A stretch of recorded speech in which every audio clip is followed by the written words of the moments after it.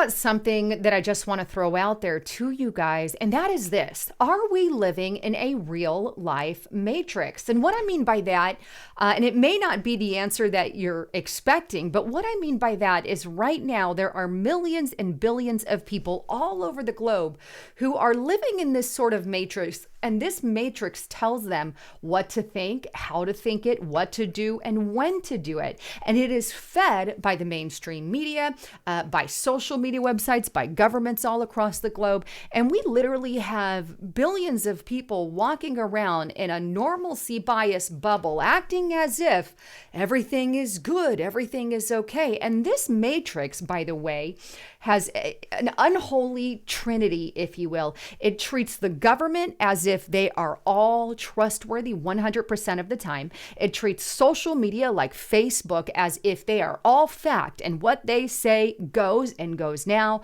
And the third and kicker here, lately we found this with the COVID pandemic, but it treats big pharmaceutical as if they are some sort of God.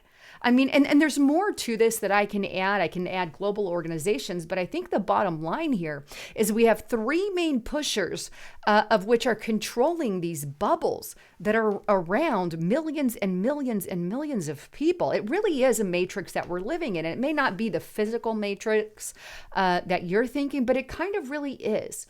When people literally believe, and they'll say with their mouth that they don't believe, but then they, with their brain, they actually do, because we have liberals out there now who actually, if you make a case against something, say in this case, if you make some kind of case against, say COVID or against whatever, fill in the blank, then they automatically, rather than hearing the debate, go in defense mode because they've been told this lie over and over and over again, that the lie becomes truth, and they're stuck.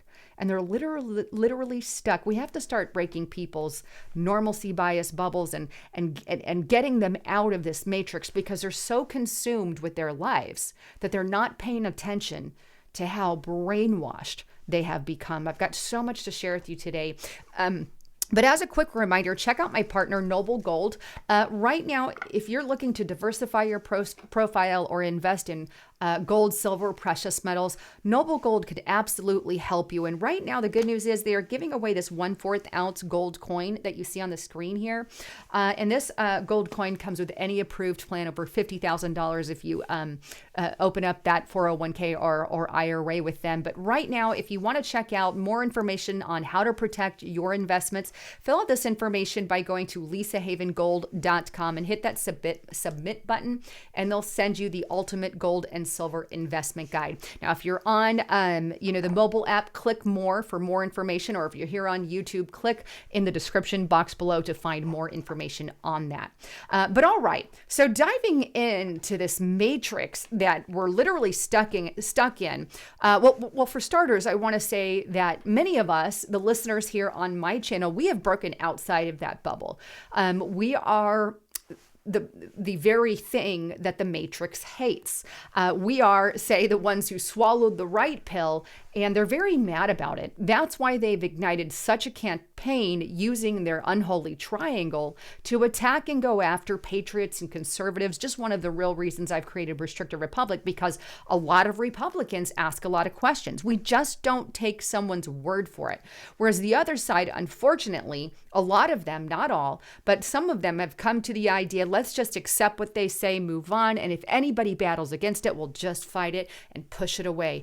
And whereas some people really open up in discussion, and it's that open discussion that we have to start getting our counterparts to do without any, tension in doing it. But we have to start breaking their normal bubbles, showing them the reality of what's going on around them. And here's what I'm talking about.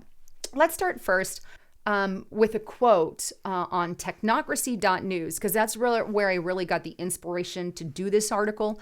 But I'm really taking it a step further. And this article here, Unholy Trinity, Facebook as fact, government as truth, and big pharma as God. Now, here's the actual quote that I want to start it off with, and it's by the TN editor here, and it states, billions are trapped in the matrix that tells them what to think, when to think, and how to think. Their reality is manipulated by a small cohort of international perpetrators who see themselves as worthy to direct the fate of the whole world. Wonder why free speech is under siege? Well, speak up and help those people get free. And that's a good way to kick off this entire report, because we have to start getting them free. But with that, let's dive into big pharmaceuticals, because here's what you really need to know. There's money involved and money behind a lot of dealings. At the root of all evil is money, as the Bible states. And I'm here to tell you that your big pharmaceutical companies are those who spend the most money on lobbying Congress. They have really big pockets when it comes to Congress. Take a look at what I'm talking about here.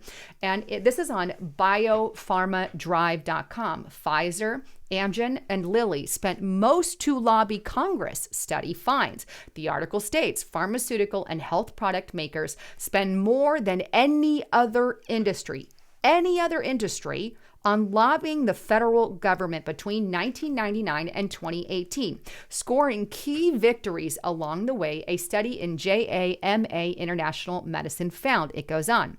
These three companies were the biggest corporate spenders, with Pfizer alone accounting for $219 million in lobbying expenses and $23 million in campaign contributions over the time period study. Pharma, the drug lobby ranked the highest overall, with $422 million spent on lobbying. Again, they are higher than any other industry on lobbying the federal government. That's why the unholy triad has big pharmaceutical as God. If they're the biggest lobbyists to the federal government, to members of Congress there, then we're talking about that they're going to manipulate policy to their own liking, which is, I think, a lot of the things that we have seen in the past.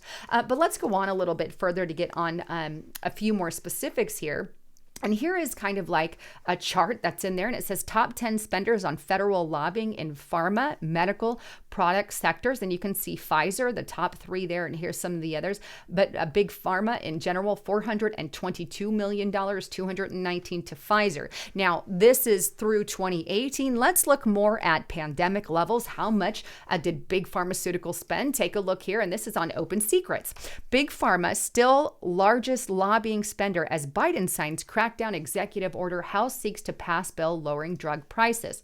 Pharmaceutical Research and Manufacturers of America, a trade organization that spent roughly $8.6 million on lobbying in the first quarter of 2021, sued to block the policy proposals to import lower price prescription drugs. Canada also hinted that they would oppose large-scale exports. The pharmaceuticals and health products industry spent about $92 million on lobbying in the first quarter of the year. Again, more than any other industry. So they're keeping with their nature here. To give you an idea of what I'm talking about, Pfizer, for example, when you divide that $219 million via, I believe it's 12 years or whatever, through 1999 through 2018, it comes out to about $11 million a year. Well, when they're talking about spending in these pharmaceutical agents, 8.6 in one quarter, that means you've got 3 more quarters to go. So they spent nearly what they spent in a year in just the first quarter lobbying, right? This is astronomical. So what power would this give companies to, say, manipulate bills or legislation or pass certain things or do certain things regarding things that happened during COVID?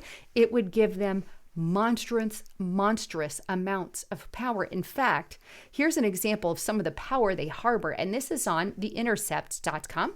Pfizer is lobbying, to thwart whistleblowers from exposing corporate fraud. Hey, let's go ahead and throw our weight behind whistleblowers who want to expose corporate fraud, because God forbid that Pfizer gets exposed. By the way, I encourage you to Google on Pfizer, because they have a a massive history of corruption, which I've exposed on restrictedrepublic.com. If you're not there, get there, by the way. I've talked about that in detail, but we're talking about a very corrupt company. And over the years, it seems that their finances keep increasing. Therefore, they are definitely part of the hierarchy in this triangle pyramid, and they're one of the ones at the very top, and they're acting as if they are gods. And I believe that many of them at the very top actually feel that way. Now, with that, the next section here is kind of an encompassing, but the next section is how government is to be trusted and how they use their social media and big tech counterparts to push the fact that they are trusted. So all of these pieces really work together. So the last two are kind of in on it together. They're really all joined. But government is truth, and they use their truth to be pushed through as fact on these social media sites, which we have seen a lot of this come through in the Twitter files, how they censored certain people, how they censored certain doctors, how they silenced people for certain views. Whether it was true or not didn't matter. We have learned and found out that a lot of it was misinformation that the government was pushing in order to put themselves in a better light, aka make them ultimate truth. Again, this is the matrix that a lot of people are stuck in, and a lot of people don't know about these Twitter files. They don't know about these bombshell reports. They don't know they're being fed a bunch of propaganda. They're stuck in their normalcy bubbles. But let's start first with the New York Post. You guys know this one because I talk about it all the time on restrictedrepublic.com. But here it is. White House, big tech colluded to censor misinformation. What kind of stuff did they censor? Well, here we have dailymail.co.uk. Twitter colluded with the Pentagon to run a network of fake accounts around the world, including AI-created deep fakes. Yes, you heard that right. Despite publicly claiming to delete government-backed propaganda, Twitter worked with the Pentagon to promote a series of fake accounts claiming to be people based in the Middle East. Why would they want to do that? They would want to control information that, say, Middle Easterns are getting. So they create fake accounts, make them popular, force Twitter to make them popular, put them out there, and that forms their public opinion and hive mind of the matrix, or of the people stuck in the matrix. Then we also have this, right? Latest Twitter files reveals flood of FBI emails, back channels, and tools used by Fed to censor posts. That means our very own FBI and even the DOJ, I believe the CIA as well, NIH as well, as we're going to find out, all are linked with working with social media companies. That means right here on Google, right here, they're working with Google. They're working with Facebook. They're working, of course, their counterpart, Instagram, and we're working with Twitter, but thankfully, somebody else is now in charge, Elon Musk, and he is exposing all of that. But this is a direct link to government acting as ultimate truth and then using media, which we can't even call it mainstream media anymore. They are state-run media. So they use their state-run media to push whatever propaganda they want to feed the matrix, and they use the social media to push and censor anyone and everybody who they don't like or is not falling along with their lines. And here's some more information on that, how FBI actually paid Twitter to do this.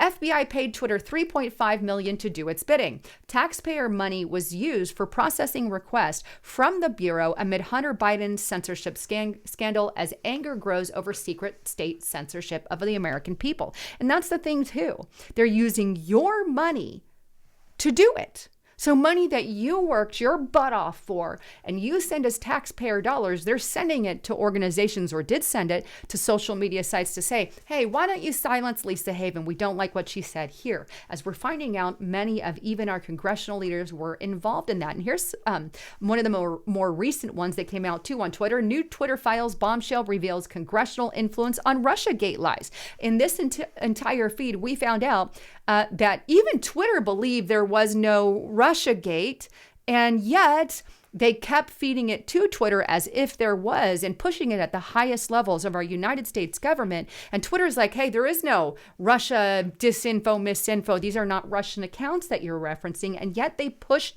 the lie repeatedly and over and over and over and over again until they fed it to the matrix, and the people in the matrix believed it. All of us who are here listening on my channel, we know better. We know that there's more to the story. And so every time that you get this censorship flag coming. We know that there is more to the story and more truth. So many conspiracy theories have come true. And so I'm like, I need more conspiracy theories to believe. But here's yet another one.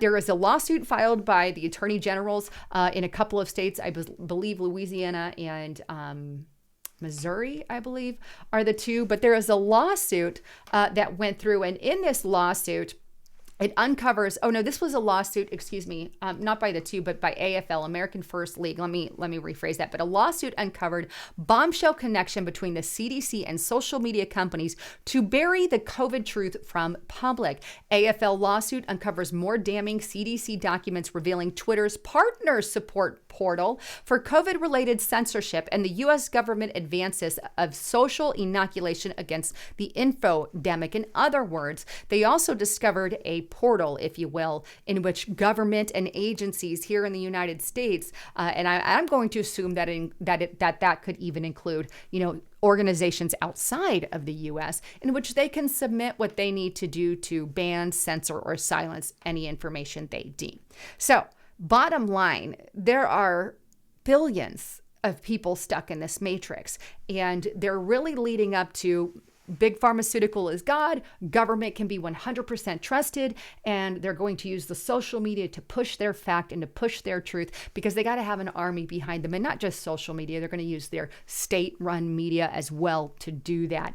But I wanted to bring this out to your attention because what they're doing is a clear violation of our First Amendment rights. Silencing anyone and anything is a huge violation, and thankfully the Twitter files have been dropping tons of things all throughout the past couple of months, but they don't even care anymore. They don't care that they're in straight violation. They teach they use the Constitution as if it's a piece of trash rather than something to be valued. And that's really, I think, what one of the most heartbreaking things are. But anyhow, I wanted to throw all of that out there. I'd love to get your thoughts, comments, and concerns. Again, if you're not on Restricted Republic, please sign up there. I've got exclusive information that you're not going to want to miss. I'm limited here on time and everything, so I publish 5 new videos a week there on Restricted Republic that you don't get anywhere else. And right now, use the coupon code TRUMP to get it for $5 per month for that entire first year. But get there if you really want to know what's going on, especially in light of everything that's happening. I can't stress that enough. Anyhow, I love you all. I'm Lisa Haven, signing out.